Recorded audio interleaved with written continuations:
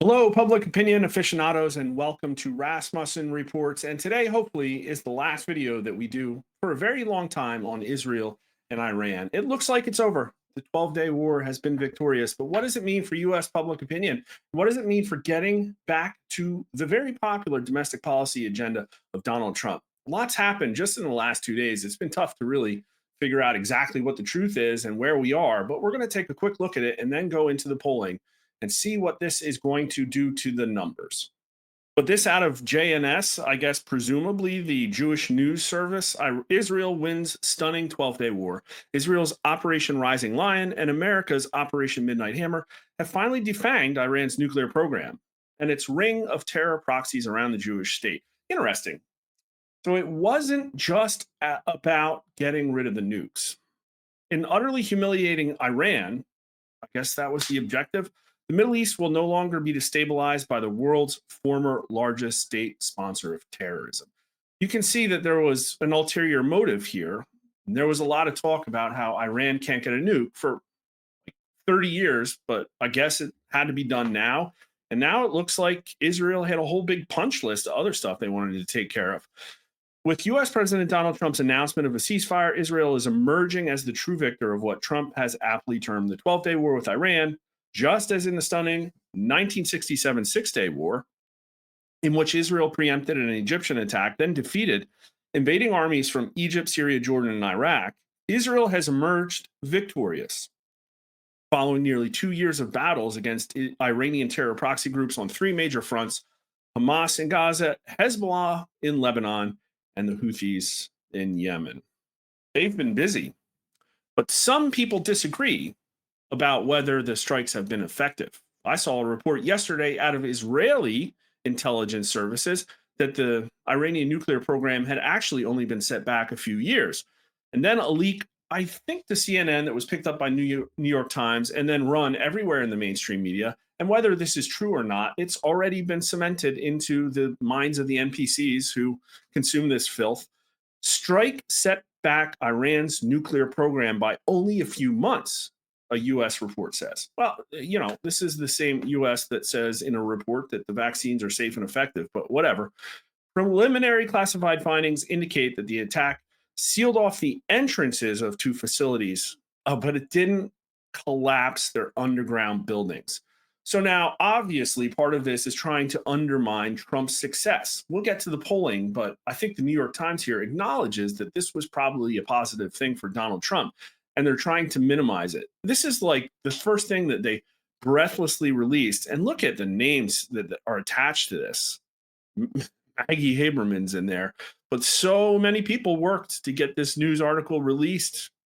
Pulitzer Prize-winning journalism right here. A preliminary classified U.S. report says the American bombing of three nuclear sites in Iran set back the country's nuclear program by only a few months, according to officials familiar with the findings. Well, if history is any guide, only a few months means another decade. Anyways, the strikes sealed off entrances to two of the facilities, but it did not collapse their underground buildings. Before the attack, U.S. intelligence agencies had said that if Iran tried to rush to making a bomb, it would take about 3 months. After the U.S. bombing run and days of attacks by the Israeli Air Force, the report by the DIA estimated that the program had been delayed, but by less than 6 months. They said that much of Iran's stockpile of enriched uranium was moved before the strikes, which destroyed little of the nuclear material. Iran may have moved some of that to secret locations. It sounds like the Iraq weapons of mass destruction gamut. It really does. But I'll tell you what, I think that this has been set back by more than a few months. What is Iran going to do? They're going to say, wow, with complete impunity, the U.S. dropped hundreds of thousands of pounds of high explosives on this nuclear facility. Let's just dig it out and get it back going again. It's not going to happen. It's not going to happen. And let's be honest, too. Iranians, according to J.D. Vance, are really bad at war. It appears they're also pretty bad at enriching uranium to weapons grade concentrations. But, it's not all sunshine and roses. First off, there are the ulterior motives and a lot of people that still have stuff that they want to see done in the theater, stuff that, in my opinion, would undermine Donald Trump's agenda. Israel reportedly planned to strike 15 key regime targets when Trump told Netanyahu not to respond to Iran missiles this morning. So Israel kind of wanted regime change. Donald Trump kind of wanted his ceasefire stuck to.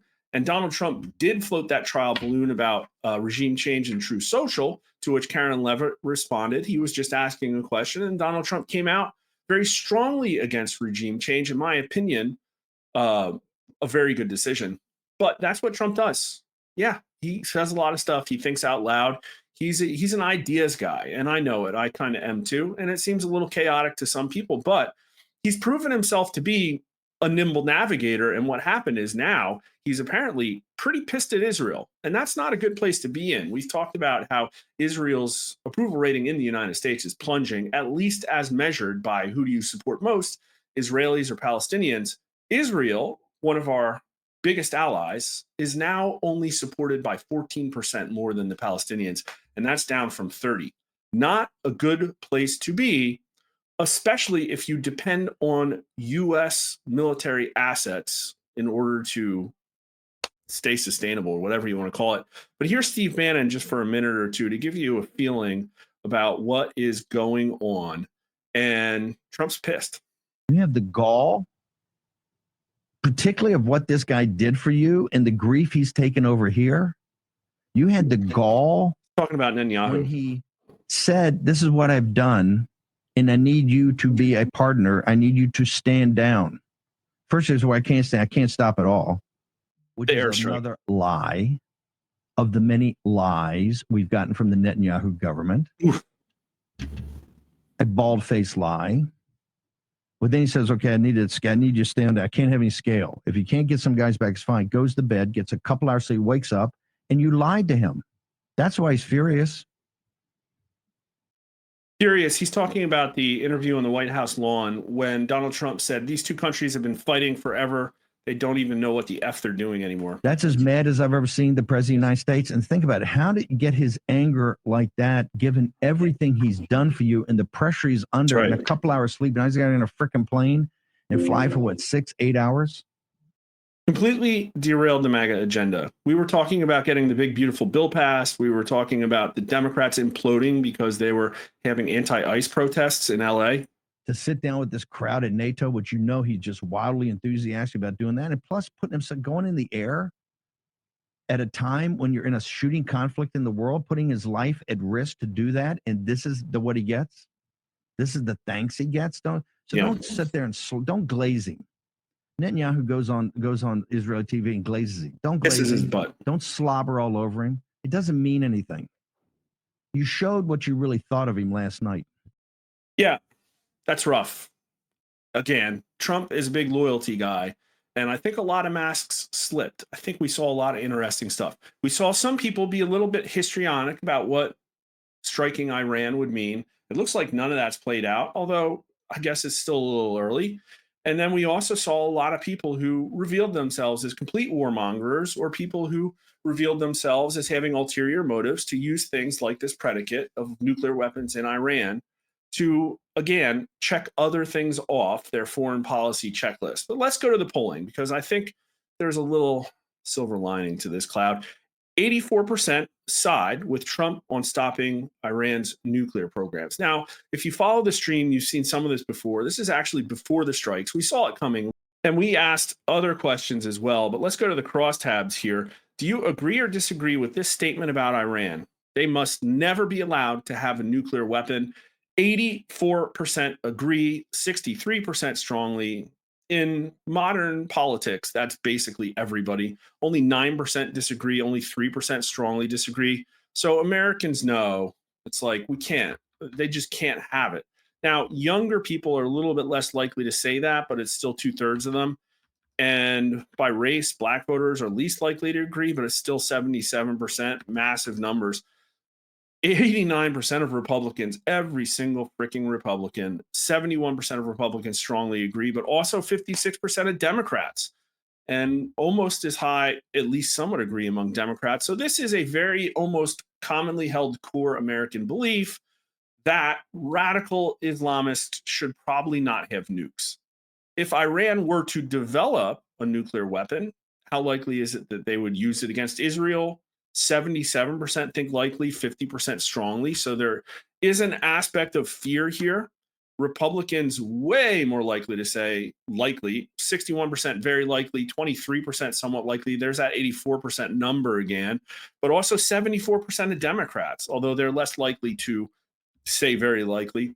Now, what about using it against the United States? And people intelligently wonder, well, what kind of delivery mechanisms here? Only 63% say likely, but that's still a majority. Only 31% very likely. And there's some more not sures. Republicans, though, 74% of Republicans think Iran's going to bomb the US if they get a nuke, but fewer Democrats, 56%. And independents poll like Democrats on this. Independents are pretty anti-war in my polling, but and then here are post-strike numbers, and these are relatively new. And what they show, in my opinion, is that this again will have been a positive public opinion thing, but there are clear red lines, which it appears, based on current posturing, Trump is very aware of. And I happen to know that the administration does look at some of this polling. Last week, Israel attacked Iran, specifically targeting the Iranian nuclear weapons program. Do you approve or disapprove of Israel's attack on Iran? And 54% of majority approve, only 35% disapprove. That's almost net plus 20. A really, really big majority, only 21% strongly disapprove. Only 28% of Democrats strongly disapprove. A majority of Republicans approve, 73%. But a plurality of Democrats disapprove. And that's interesting. And I think it's because they don't like the idea now, potentially, of Israel attacking people. Stings too much after the stuff in Gaza. But independents approved by a majority, 51%. Now, it's also important to note that this number's down a little bit. We actually asked if people would approve of a U.S. strike of Israel, and that got to a 57% number. And so I guess the takeaway there is that there's something specifically about this strike that people didn't like quite as much, or people would have preferred it to be a U.S. strike. But these numbers were post-Israel strike and pre-U.S. strike. But the reason we're talking about it is, would you support or oppose the U.S. using its air force to support Israel in the war against Iran? And it's supported by a plurality, 48% to 40%, plus 8.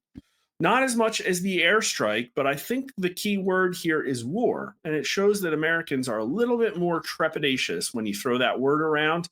38% of Democrats support, a stunning 68% of Republicans, and independents do not support by a plurality, only 41%. It's the same story when we use the word Navy. Again, I think probably Israel and war are the key words and tricky phrases in those questions. But here's the red line. Would you support or oppose the United States using ground troops to support Israel in the war against Iran? 33% support, 58% don't, almost a 2-to-1. A massive majority against. Republicans don't even support, can't get to 50%. It's 44%, with only 19% strongly supporting. And Democrats are really against. 60% of Democrats are against, only 28% for. And again, I think it's because Israel is pissing off U.S. Democrat voters. But let's look at Trump approval, and we've got a bunch of days back now after this strike, and here we are, and it's the exact same thing. 52% Trump approval, 47% Trump disapproval, net plus 5, the exact same place that he was, maybe down a little bit. He was up to net plus 8 after the LA riots, but he's doing really well. Net plus 5 means he's picked up some support since November. Right track is at 45%. We've had a few overnights at 43, so it's down from the highs where it was a week or two ago at 48%. But I think it's probably going to come back up. I think everybody's going to realize, wow, like this strike was something we probably had to do, and Trump did a good job. GOP approval took a little bit of a hit, went from 86 down to 80. It's back up to 83. Strong approval is down from, I think, a recent high of 67 to 61. Trump's strong approval among Republicans. And because of this, he's down a little bit more than he was among independents, basically down 11 points. I bet you that will tick back up too, but that's not a good sign. Independent right track is at 37% right now. believe it or not, Democrats, there are pro-Israeli Democrats, there are Democrats that supported Trump's agenda, a lot of crossover people, 30% Democrat Trump approval. So Trump is doing really well, so well, in fact, that I think, historically speaking, he's about to blow Barack Obama out of the water. This is updated as of yesterday, so really fresh. And that red line here is the net approval of Donald Trump this term. And you can see it started pretty high. It went down in April when the stock market was imploding. Things got a little bit chaotic around Liberation Day. And it's been basically rising up. And you can see the noise of polling here, how jagged these lines are. But, eyeball a average, and you can see that it's an upslope. Trump's numbers are improving. They threw everything they had at Trump in April, and it did not work. And now it would appear that unless something happens, the sky's the limit. And the early returns after this Iranian strike are that it did not impact Trump at all. So you can see that this is other administrations overlaid, and Trump 2.0 matched Trump 1.0 pretty closely up until about the beginning of March. And then they diverged. And why did they diverge? Well, because in 2017, the media was very effective at launching a whole bunch of hoaxes against Donald Trump, and they hit hard. And we're only looking at the first year. So this isn't the full presidencies of any of these people. But why we're looking at the first year is because we want very granular detail over where Trump stacks up. Look at this. The red line is now surpassing the dark purple line, which is Obama 2.0. And that, I mean, incredible. Trump 2.0 is way more approved of Obama 2.0 now. But this light purple line is Obama 1.0. Politics Jesus. The great financial crisis has happened, but a great orator, a man with such charisma, such progressive charisma, was going to save America with all of this hope. And wow, he entered office with a net plus 30 approval. But by 6 months later, he was down to 5%, exactly where Trump is today. 6 months would put it at July. You look, this red line is on a collision course with Obama 1.0's net approval. They were having rallies with fake white marble columns and doves being released. People were swooning. And Trump's about to beat his net approval. And so if this red line crosses the purple line, and I'm not kidding here, it looks like it's going to happen on July 4th. Yeah, that's funny. If that happens, what it would mean is that if Trump keeps his approval rating steady, that he will be approved of more than Obama 1.0, his first term, the turning point in American progressive politics for the rest of his presidency for 3.5 more years. That's incredible. Absolutely incredible. And already the Republicans are putting this in the rearview mirror, rightly so, talking about the one big beautiful bill. John Thune has been out there talking about it, saying that is going to be delivered on July 4th. Kind of weird to dump it into a holiday, but sure, they need to work on marketing, and I think they will.